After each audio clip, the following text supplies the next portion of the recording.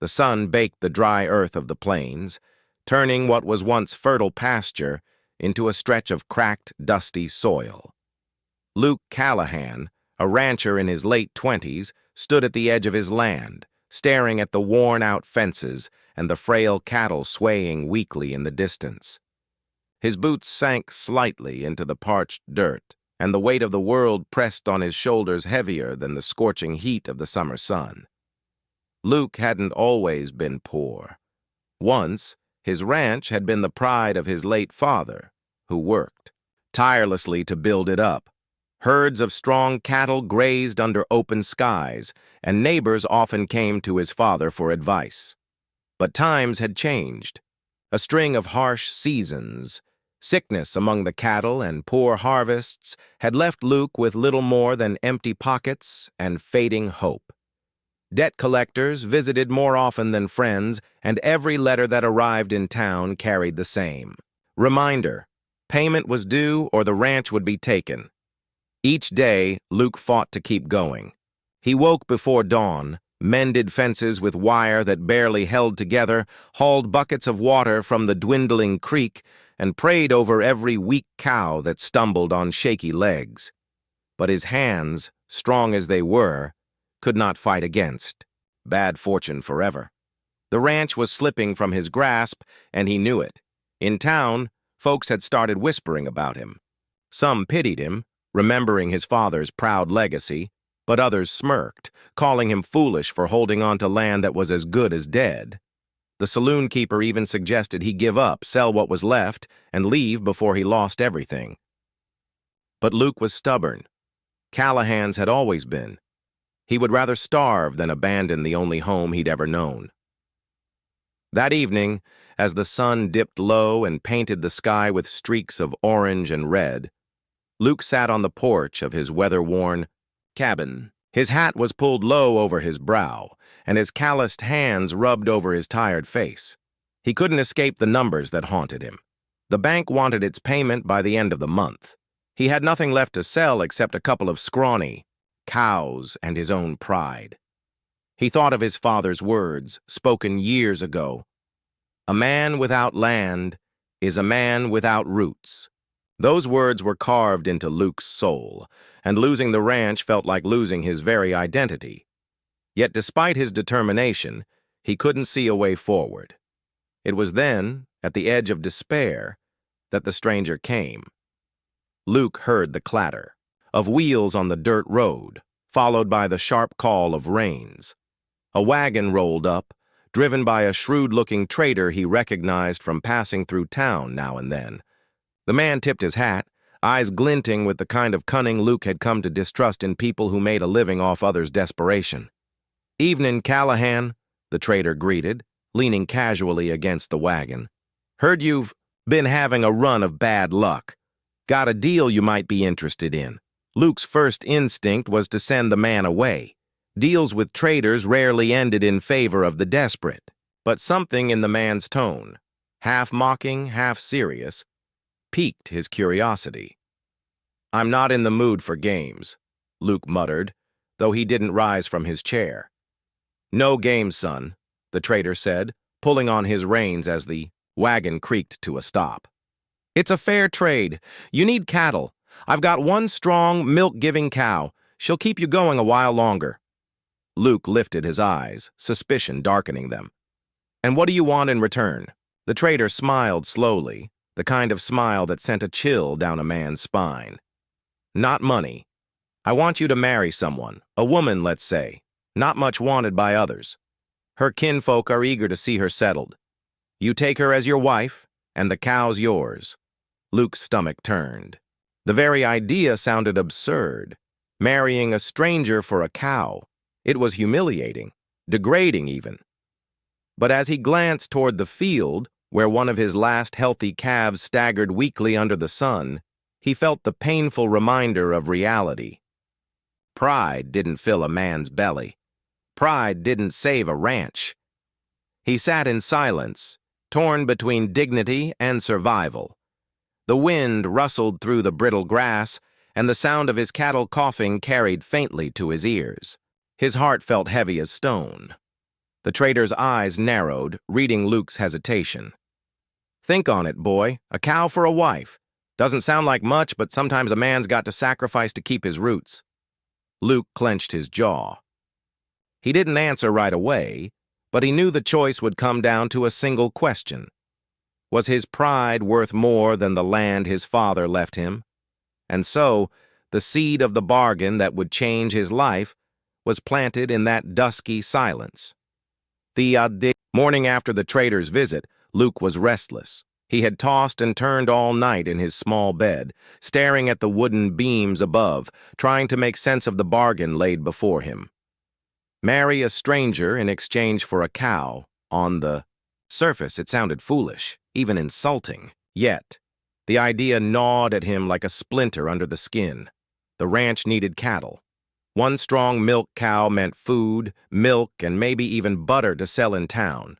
A single cow could give him a chance to feed himself through the harsh season, to barter with neighbors for seed, to hold off starvation long enough to regroup. But the cost was binding himself to a woman he'd never met, with no promise of love, respect, or even companionship. By midday, Luke had hitched his old mule and made the slow ride into town. He kept his hat pulled low, hoping not to draw attention. The saloon and general store bustled with voices, laughter, and the clink of bottles, but Luke felt like an outsider, a man carrying a secret too heavy to share. The trader was waiting, for him, just as Luke suspected he would be. The man leaned against his wagon, arms crossed, eyes glinting with mischief and calculation. "Didn't think you'd show," he said with a knowing smirk. "I came to hear more," Luke answered, his voice low, guarded. The trader chuckled. "That's good enough for me. Here's the truth of it, plain and simple. The woman's name is Clara. Her people come from a wealthy family back east, but to them well, let's just say she's a burden. Too big for their liking, too quiet for their fancy gatherings, and too stubborn to bend to their ways. They want her married off quick, and they're willing to sweeten the deal for the man who takes her." Luke shifted uneasily. He didn't like the way the man spoke, as though Clara were nothing more than goods to be traded. He thought of his own mother, a proud and hard-working woman, and how she would have scolded him for treating marriage like a business contract. But then he thought of his father, who had once told him, "A man does what he must to keep the land alive." "What does she want in all this?" Luke asked finally. The trader shrugged. "What choice does she have? She knows what's arranged. You'll give her a roof, a name, and a life far from her kinfolk who sneer at her. She'll give you the cow, through me. Sounds fair enough, don't it?" Fair. The word stuck in Luke's throat. Nothing about it felt fair, not to him, and certainly not to Clara. But he wasn't in a place to weigh fairness anymore. He was fighting for survival, clinging to the only legacy his family had left. The trader leaned closer, his tone dropping. "Look, Callahan, you marry her and no one can take that cow from you. You'll have a chance at keeping this ranch afloat. Maybe she'll surprise you, maybe she won't. But one thing's certain, you'll be better off with her than without." Luke's jaw tightened as he considered the choice. The faces of the townsfolk came to his mind.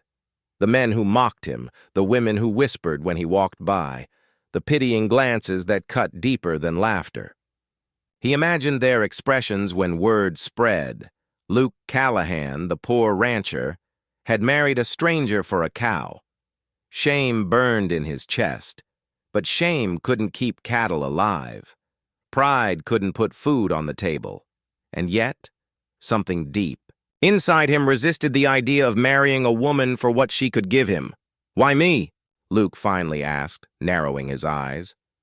"There are other men in town, men with more money than me," the trader grinned, "because you're desperate enough to take the offer, and because whether you see it or not, she deserves someone who won't treat her like a prize to be mocked or a burden to be hidden.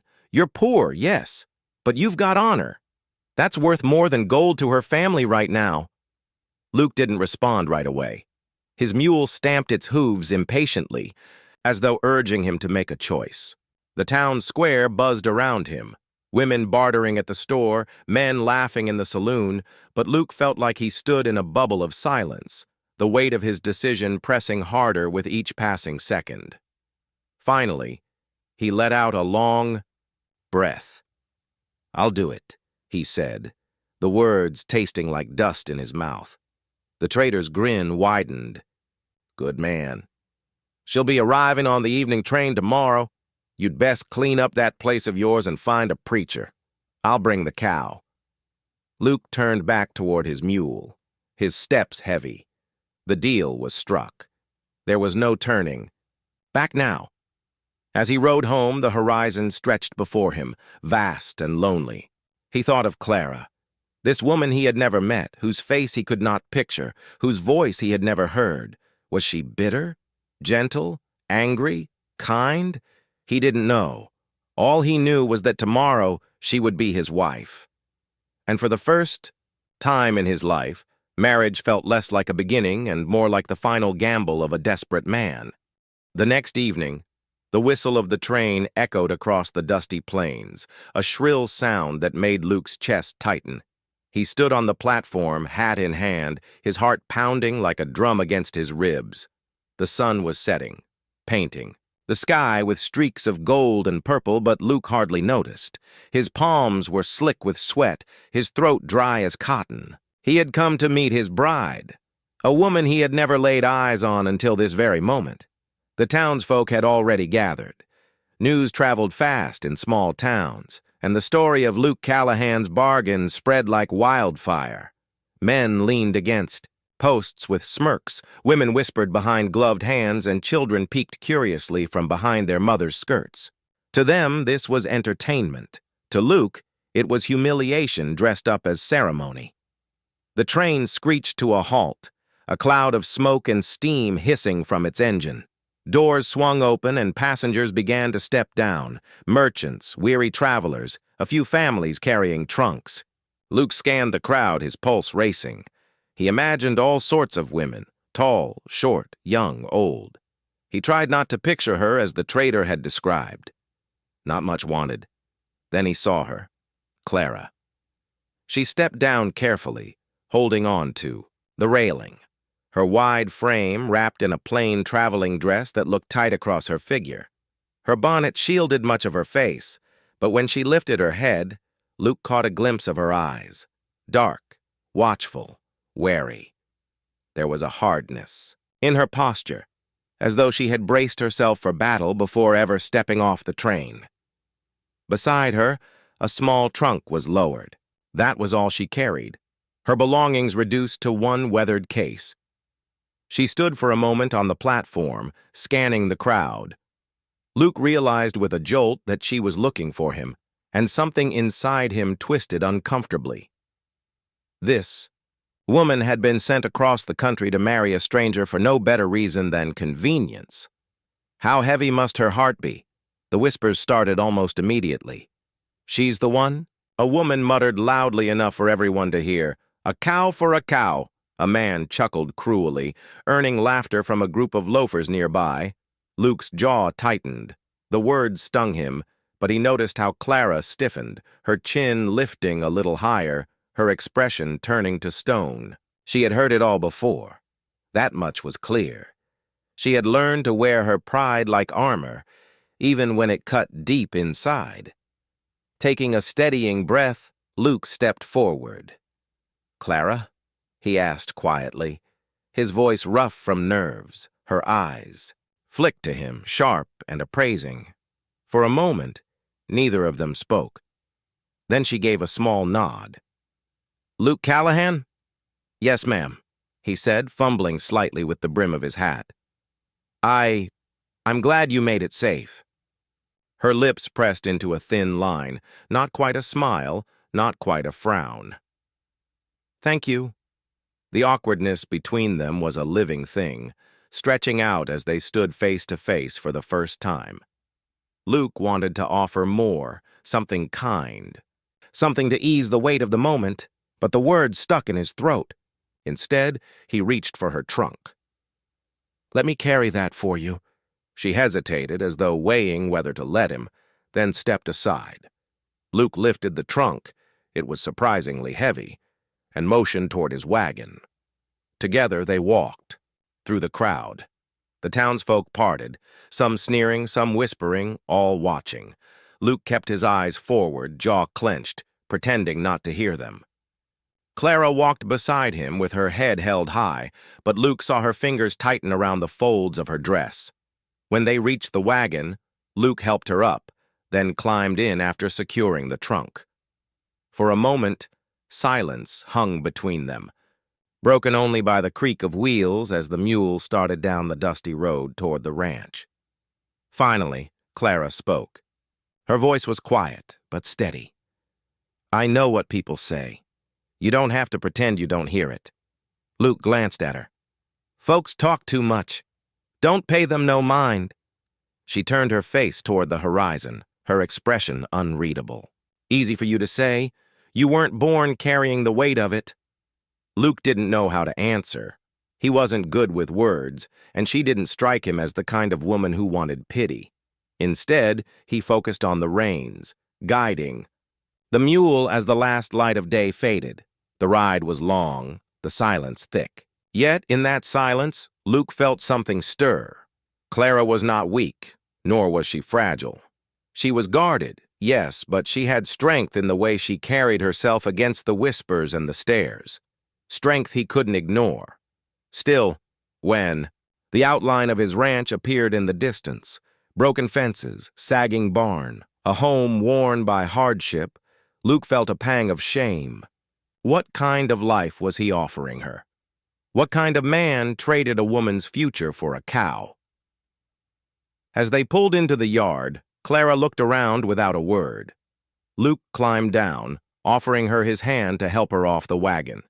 She hesitated, but accepted, her hand soft yet firm in his.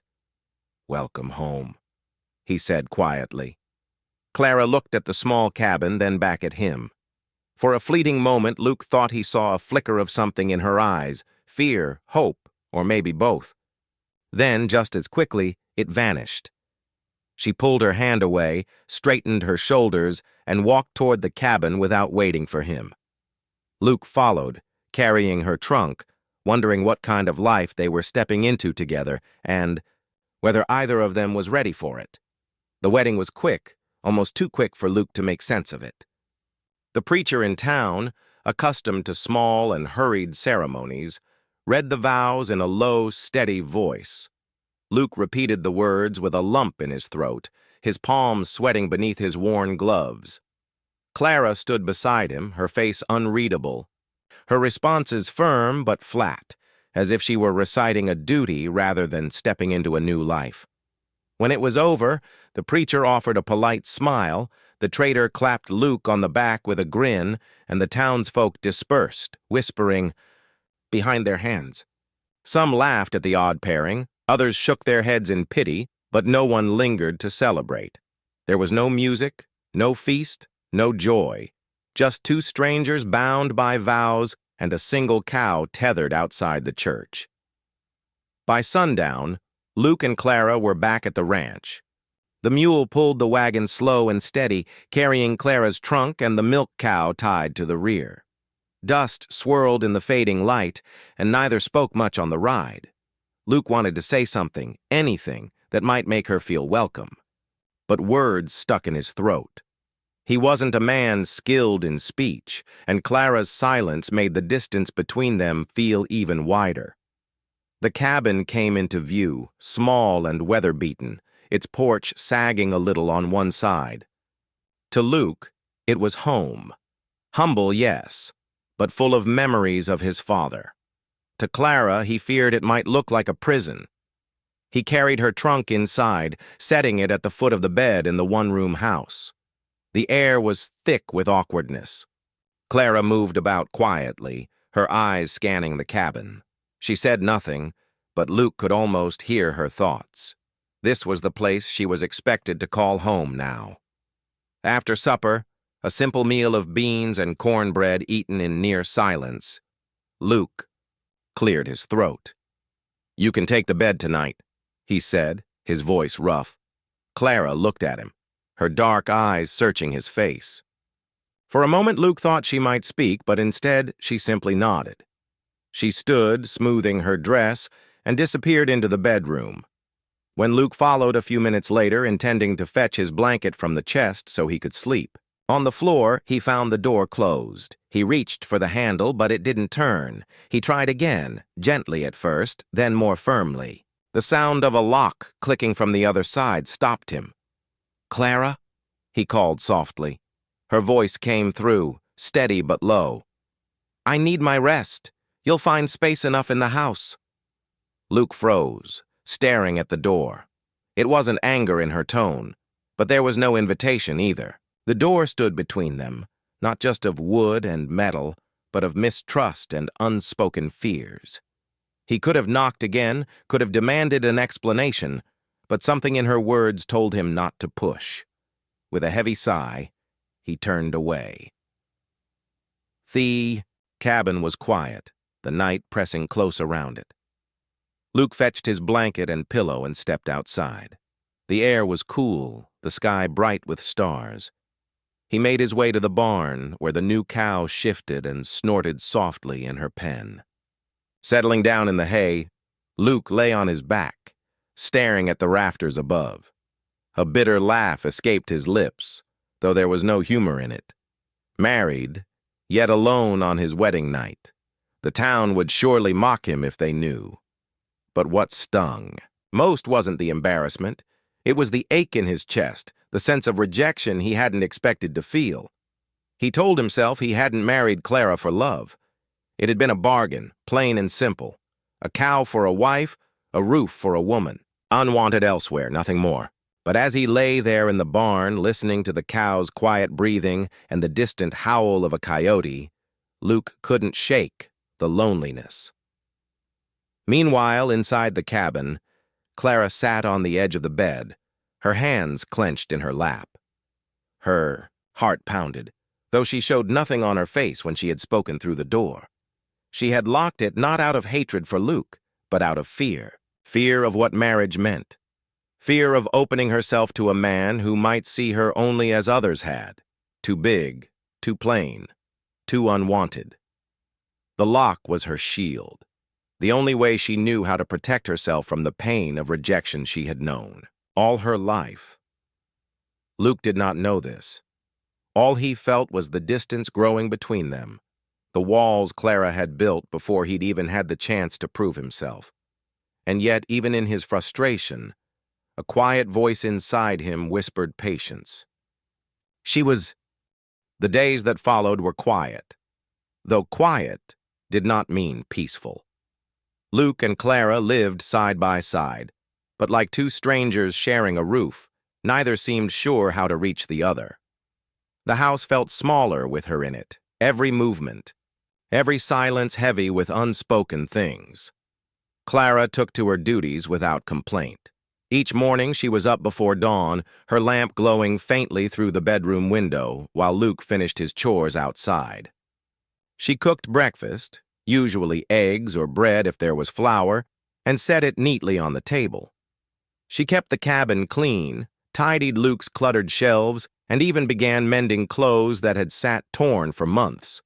She moved through the home with the efficiency of someone who had learned to make herself useful, though not necessarily welcome.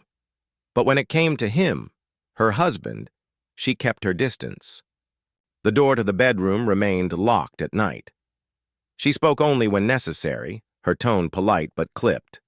Luke tried to tell himself it didn't matter. They hadn't married for love. Still, he couldn't deny the sting of her walls, the way she looked at him sometimes as though bracing for disappointment. Luke buried himself in the work of the ranch. There was always a fence to mend, a sick calf to tend, or water to haul. He often found himself watching Clara from a distance, though he would never admit it. She was not the fragile burden he had half feared she might be. Her figure was heavy, yes, but her hands were strong and capable. He saw her heft a full bucket of water from the well without faltering, and once, when one of the chickens broke loose, she caught it with surprising swiftness, her skirts flying as she bent to scoop it up. And yet, Despite her usefulness, the air between them grew thick with tension. One evening, as they sat at the table in silence, Luke finally spoke. "You don't have to keep the door locked, you know." Clara's fork paused midway to her lips. For a moment, she didn't look at him. Then, calmly, she set the fork down. "I prefer it that way." Her voice was firm, final. Luke's chest tightened. He wanted to ask why. Wanted to tell her he wasn't the kind of man who would hurt her, but pride held his tongue. Instead, he nodded stiffly, returning to his meal. The rest of supper passed in silence, the clink of utensils louder. Then words. The town only made things worse. Luke had business there now and then, whether selling eggs or buying feed, and each time he felt the eyes of neighbors on his back. They spoke of Clara in hushed tones, mocking her size, her quietness, the strange way she had locked her husband. Out on their wedding night, "She's got him under her thumb already," one man laughed at the saloon. "Poor fool don't know what he got himself into." Luke's fists had clenched at those words, but he walked away, jaw tight. He didn't know why it bothered him so much. He told himself he didn't care what others thought. But deep down, their words weren't far from his own doubts. Back on the ranch, Clara kept her head high, though Luke suspected she heard the whispers too. If she did, she never spoke of them. Instead, she worked harder, sweeping, baking bread, even tending, to the cow that had been her dowry. Luke caught her more than once standing beside the animal, stroking its flank as though it were her only friend. The nights were the hardest. Luke lay in the barn more often than not, sometimes on the porch if the air. The weeks wore on, each day, much like the last. Clara cooked, cleaned, and tended to the cow as if she had always belonged to the ranch, though her silence built a wall around her that Luke could not climb. Luke, in turn, buried himself in labor. He fixed sagging fences, fought against the creeping weeds in the pasture, and mended what little equipment hadn't already rusted beyond use. Still, despite all the busyness, tension hung over the cabin, like an unspoken storm. They lived together, but apart. At the supper table, Clara sat across from him, her face calm and guarded. She spoke politely if asked something, but never offered more than what was required. Luke, not a talkative man himself, found her silence both familiar and frustrating, yet there were moments, small glimpses, that stirred his curiosity. He noticed how her expression softened when she stroked the cow's neck in the barn, whispering to it in a voice gentler than any she used with him. He noticed the way she lingered at the window in the evenings, staring out at the horizon as though remembering some place far away. One evening, after a particularly long day of hauling water, Luke found himself sitting on the porch, boots dusty, his shirt clinging to his back with sweat. The sun was setting, bathing the sky in streaks of orange and pink. He was bone-tired, but his mind churned. The silence between him and Clara was beginning to feel like more than distance. It was a weight pressing down on his chest. Clara came, out, carrying a pan she had just scrubbed clean. She set it on the rail to dry and paused, her gaze drifting toward the same horizon. For a while, they sat in silence, the crickets beginning to chirp in the tall grass. Luke cleared his throat. "You work hard," he said finally, the words feeling clumsy in his mouth. Clara glanced at him, her brow lifting slightly. "I've always worked hard. It's what keeps people from thinking I'm useless." Her voice was sharper than she intended, and she quickly looked away. Luke tilted his head, studying her. "Who told you that? That you were useless?" Clara's lips pressed together. For a moment, Luke thought she wouldn't answer. Then she let out a long breath, her shoulders sinking. "Everyone. My family, their friends. To them, I was always too much, too big, too plain, too difficult." They paraded me around at gatherings when I was younger, hoping someone would take me off their hands. But men only laughed, whispered behind my back, or ignored me altogether. My kin grew tired of it. To them, I was a problem to solve, not a person. Luke's jaw tightened. He had suspected Clara carried a past that weighed on her, but hearing it spoken aloud made his chest ache. "That why you locked the door?" he asked gently. Clara's eyes flicked to him, startled. Then she looked down at her hands, twisting her fingers together. "I locked the door because I've spent my life being reminded that I wasn't wanted. I figured, if you were like the rest, it'd be easier to keep the lock between us than to see it in your eyes." The words hit Luke harder than he expected. He leaned forward, elbows on his knees. "Clara, I didn't marry you for—" He stopped himself. The truth was complicated. He had, in fact, married her because of the cow, but sitting here, looking at her in the fading light, he realized that wasn't the whole truth anymore. For a short while after Clara shared her past, things between them softened. The tension didn't vanish overnight, but something shifted. Luke noticed it in the way she no longer avoided his eyes at supper, or how her words grew a little less clipped when she answered him. It wasn't trust, not yet, but it was the first crack in the wall she had built around herself. Then came the storm. It rolled in one afternoon without warning, the sky darkening like ink spilled across the heavens. Luke had seen storms before, but this one carried a strange, heavy stillness, as though the land itself was holding its breath. When the first gust of wind slammed against the cabin, rattling the shutters, Luke cursed under his breath and rushed outside. "Clara, get inside, quick!" he shouted, but she was already at his side, gathering loose tools near the barn. Rain came in sheets, cold and punishing, soaking them through within seconds. The mule brayed in fright, and the cattle lowed, their bodies pressing against the fences as the wind howled across the plain. The storm tore through the ranch like an angry beast. Lightning cracked so close the ground seemed to tremble. The creek that had been little more than a trickle swelled in minutes, spilling into the pasture and turning the soil into sucking mud. Luke tried to herd the cattle toward higher ground, but the wind fought him with every step. Through it all, Clara moved with a determination that astonished him. She hauled open the barn doors against the gale, shouting for Luke to drive the animals in. Her skirts clung to her legs, her bonnet lost to the storm, but she stood her ground, waving her arms and calling to the cows until they stumbled into safety. When one calf became stuck in the mud, it was Clara who waded in, skirts heavy with water, to push it free while Luke pulled from the other side.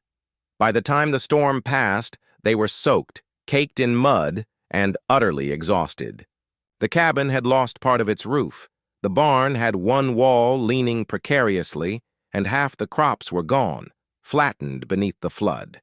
Luke stood in the wreckage, chest heaving, despair clawing at his insides. This was it. Whatever little chance he'd had of saving the ranch had been washed away in a single night. He sank onto the porch steps, elbows on his knees, rain-wet. The storm left the ranch scarred and battered. Fields, once green with struggling crops, now lay flattened under mud, and the barn leaned like an old man against the wind. Luke felt the weight of ruin pressing harder than ever, and for a day or two he moved about in silence, anger and despair simmering in his chest. But Clara was different. Where Luke saw loss, she saw tasks. She rose early, tied her hair back, and began working without waiting to be asked.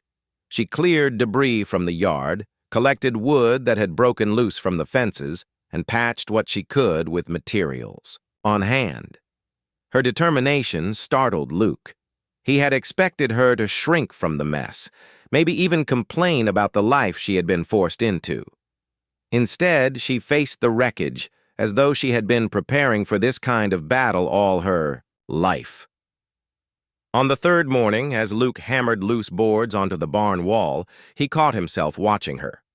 Clara was hauling buckets of water, her skirts damp with mud, strands of hair sticking to her flushed face. She was not delicate, not in build, not in spirit.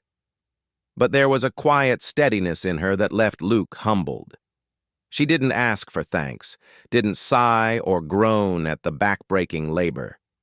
She simply worked, and in her work, she shone. That evening, when the chores were finally done, Luke found himself lingering on the porch instead of heading straight to the barn for bed. Clara sat in the rocking chair, sewing a tear in his work shirt by lantern light. For the first time since she arrived, her face was softer, unguarded. "You didn't have to fix that," Luke said, his voice low.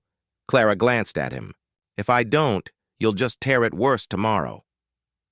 There was the faintest trace of humor in her words, almost a smile tugging at her lips. Luke chuckled quietly, surprising himself. Fair enough. The silence that followed wasn't heavy. Like before, it was easy, like the kind that comes when two people are too tired to pretend anymore. Luke studied her for a long moment before speaking again. "You're stronger than most folks I know. Stronger than me, truth be told." Clara's hands stilled over the fabric. She looked at him as if testing whether he was mocking her. But there was no laughter in his eyes, only sincerity. Slowly, she lowered her gaze back to the shirt. "You don't have to say that." "I'm not saying it to be kind," Luke replied firmly. "I mean it." Something in Clara shifted then, though she didn't speak of it. She finished the shirt, folded it neatly, and set it aside. For the first time, Luke thought he saw the faint glimmer of trust in her expression. The following days brought more of the same: labor, rebuilding, and small moments where the distance between them shrank. Clara suggested they rotate the grazing, cattle to higher ground, and Luke was surprised at how quickly her idea worked to keep the herd healthier. She showed him how to stretch flour with cornbread by mixing in mashed beans, saving what little they had. Luke found himself listening more, realizing she carried not just strength, but wisdom. One afternoon, while they worked side by side mending a fence, Luke glanced at her and said, "This place would have swallowed me whole if not for you." Clara wiped sweat from her brow, startled. "I didn't do much." "You did enough to keep me standing," Luke said simply. She turned away quickly, pretending to fuss with the wire, but Luke caught the faint color rising in her cheeks. That night, when Clara set supper on the table, Luke lingered after the meal instead of excusing himself to the barn.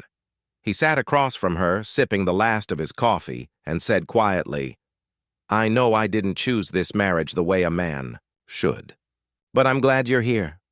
For a long moment, Clara stared at him. Her dark eyes softened, and though she didn't answer with words, she didn't retreat behind her usual silence either. Instead, she left the bedroom door unlocked when she retired that night. Not an invitation, but a gesture. A sign that the walls between them were beginning to crumble. Luke lay awake on the porch, staring at the stars, feeling a strange warmth spread through his chest. The storm had nearly broken him. Clara had held him together, and for the first time since their wedding, he allowed himself to believe that maybe, just maybe, this marriage could be more than survival. The storm had passed, but the effects lingered long after.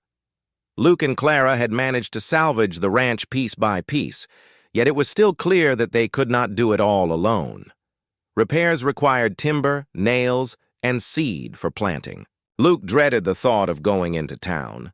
The last time, he remembered too well the laughter, the whispers, the mocking glances at Clara, and the shame that had burned in his gut.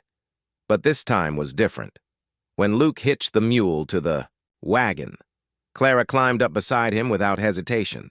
Her posture was steady, chin lifted, though Luke noticed her hands tightened on the folds of her skirt. She remembered, too. He wanted to tell her she didn't need to come, that she could wait at home, but something in her determined expression kept him quiet. The ride into town was long and silent. Dust rose behind the wagon wheels, and the sound of iron rims clattering over stone filled the air. Luke's chest tightened as they neared the main street. He could almost hear the voices already. The poor fool married her for a cow. Look at her. Look at him. Yet when they rolled to a stop near the general store, something unexpected happened.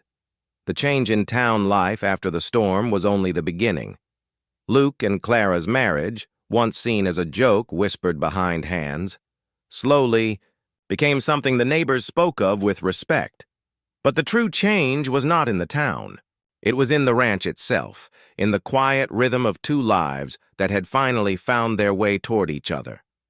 Luke began to notice things he had overlooked before. The way Clara hummed softly when she kneaded bread, her voice carrying an old, sweet tune from her childhood. The way her laughter, rare but genuine, lit up the cabin brighter than a lantern. He noticed how she cared for every living thing on the ranch, whether it was a trembling calf or a stray kitten she had taken to feeding scraps.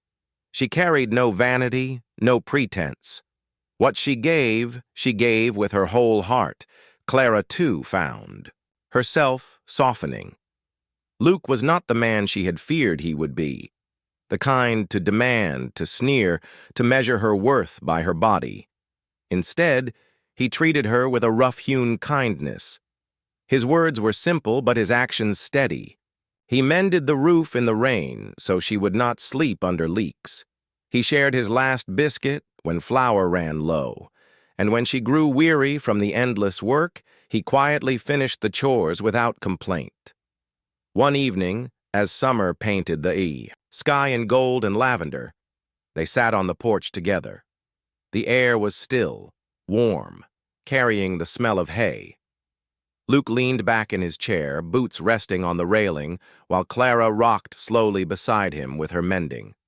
For the first time, there was no awkwardness, no need to fill the silence. "Clara," Luke said after a long pause, "I was wrong about what I needed." She looked up from her needle, brow furrowing. "What do you mean?" "When I sent for a wife," he said, voice rough, "I thought I needed someone pretty, someone delicate like the women folks talk about in songs. I thought that's what mattered. But I was a fool. What I needed was someone who could see me when I was falling apart, someone who'd stand with me when everything else broke." Clara's sewing stilled in her lap. Her throat tightened, and for a moment she couldn't speak. Luke shifted, uneasy, but pressed on. "I don't care what the town says. I don't care what folks whisper. You're the strongest person I've ever known, and—" He faltered, his voice dropping lower. "And I'm proud to call you my wife." The lantern light flickered between them, painting his weathered face in shadows. Clara felt her defenses crumble at last. All those years of being judged, dismissed, laughed at for her size, for her plainness, they melted under the warmth of his words. Tears stung her eyes, but for once they weren't bitter. "Luke," she whispered, her voice trembling, "no one's ever said that to me before." He reached across the space between them, rough hand covering hers. "Then I'll say it every day if I have to." The porch fell silent again, but it was a silence filled with promise. For the first time, Clara allowed herself to lean toward him, resting her hand in his without pulling away. From that night onward, something between them shifted permanently. Clara left the bedroom door open, not out of duty, but choice. Luke, for his part, entered not as a man claiming his rights, but as a husband offering his heart. Their union, once a contract born of desperation, became something sacred, something real. As the months passed, their ranch began to thrive again. With Lygate, Clara's steady guidance, and Luke's relentless labor, new crops grew, cattle fattened, and repairs held strong. The land seemed to answer their renewed spirit, blessing them with abundance. And the townsfolk? They no longer whispered with mockery. Instead, they nodded with respect when Luke and Clara passed by. Children waved. Women stopped Clara to ask her advice on sewing or bread-making. Men offered Luke a handshake, their gazes no longer pitying but admiring. The story of the poor rancher who married a fat stranger for a cow became something else entirely. The story of a man and woman who built love and strength where no one expected it. Years later, when neighbors told tales by firelight, they spoke not of the bargain that began the marriage, but of the bond that grew from it. They spoke of Luke's loyalty, Clara's resilience, and the way two broken people had found wholeness in each other. And in the quiet evenings, when chores were done and the stars stretched across the vast sky, Luke would sometimes look at Clara, with the same awe as he did that first night after the storm. He would take her hand, rough against rough, and say simply, "You're my greatest blessing." And Clara, who had once locked the door out of fear, now opened her heart fully, answering with a smile that held both gratitude and love. For theirs was not a story of appearances, but of endurance, not of mockery, but of triumph, and above all, not of bargains, but of love.